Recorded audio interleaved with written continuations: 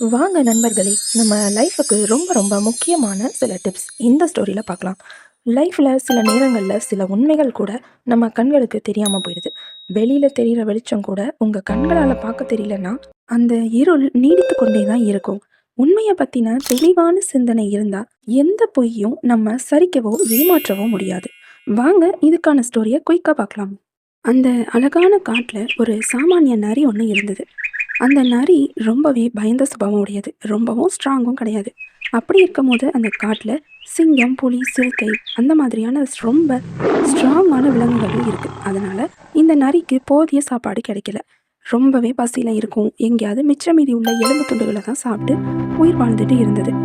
அப்படி இருக்கும்போது இந்த நரி ஒரு நாள் கிராமத்துக்குள்ள போகுது.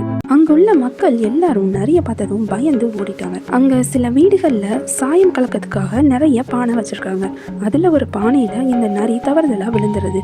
அந்த பானைக்குள்ள நீல நிற சாயம் இருந்தது.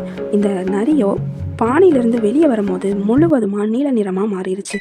ஒரு புதுசா வித்தியாசமான விசித்திரமான விலங்கு போல காட்சி அளிச்சுது. இப்போ அந்த நரி அந்த சாயத்தோடையே காட்டுக்குள்ள போகுது. அங்க இந்த சாயமுள்ள நரிய பார்த்த எல்லா விலங்குகளும், ஆஹா, இது என்ன புது புது வகையான விலங்கா இருக்கு, இப்படி ஒரு விலங்கு நாங்கள் பார்த்ததே இல்லைன்னு பயந்து ஒதுங்கினாங்க. சிங்கம் கூட ஒரு நிமிடம் யோசிச்சு, நான் காட்டோட அரசன் தான், ஆனால் இந்த மாதிரியான ஒரு விலங்கை நான் பார்த்ததே இல்லை. இப்படி நிறம் மாறிய விலங்கு கண்டிப்பாக தெய்வீக விலங்காக தான் இருக்கணும் அப்படின்னு எல்லார்கிட்டையும் அறிவிக்குது. உடனே நம்ம தந்திரக்கார நரி ஒரு திட்டம் போட்டுச்சு. தன்னோட குரலை மாற்றி ரொம்பவும் பெருமிதமாக, காட்டு விலங்குகளே, நான் தேவலோகத்திலிருந்து வந்திருக்கிறேன். உங்களுக்கான அரசனாக என்னை இறைவன் அனுப்பியிருக்கிறார். நீங்கள் இனி எனக்கு கீழ்ப்படிந்துதான் வாழ வேண்டும் அப்படின்னு ஒரு டைலாக் சொல்லுது. உடனே எல்லா விலங்குகளும், சரி, தேவலோகத்திலிருந்து வந்திருக்குன்னா நமக்கு நிச்சயம் நல்லது தான் செய்யும் அப்படின்னு எல்லாரும் நம்பினாங்க. உடனே காட்டில் உள்ள எல்லா விலங்குகளான சிங்கம், புலி, கரடி, யானை, மான் எல்லாரும் இந்த நரிக்கு கீழ்ப்படிய ஆரம்பிச்சாங்க. உட்காந்த இடத்துல இருந்தே அதுக்கு சாப்பாடு கிடைச்சிட்டு இருந்தது. இவ்வளோ நாள் பசியும் பட்னியோட இருந்த இந்த நரிக்கு இப்போ சாப்பாடு சகஜமாக கிடைக்க ஆரம்பிச்சது. இதுவே அதுக்கு ஒரு மிகப்பெரிய வெற்றி மாதிரி தோணுச்சு. ரொம்பவும் ஜாலியாக இனி நான் தான் இந்த காட்டுக்கு ராஜான்னு நினைச்சு சந்தோஷமா இருந்தது. சில நாட்கள் அந்த நரி சுக வாழ்வு தான் வாழ்ந்துட்டு இருந்தது. நரி தன்னோட மனசுக்குள்ள எல்லாமே முட்டாள் விலங்குங்க, ஒரு சாயம் பட்டதால நான் தெய்வீக விலங்கா மாறிட்டேனே, இனி நாம இப்படி அரசனாவே வாழலாம்னு திட்டம் போட்டுட்டு இருந்தது. திடீர்னு ஒரு நாள் இரவு நேரம் மற்ற நரிகள் எல்லாம் ஆவ் ஆவுன்னு சத்தம் போட்டுக்கிட்டு இருந்தாங்க.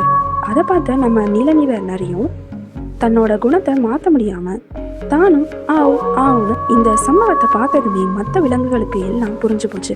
இது தெய்வீக விலங்கு ஒன்றும் இல்லை, இது நம்மளை போல சாதாரண நரிதான்னு தெரிஞ்சு எல்லா விலங்குகளும் ரொம்ப கோபம் அடைஞ்சது.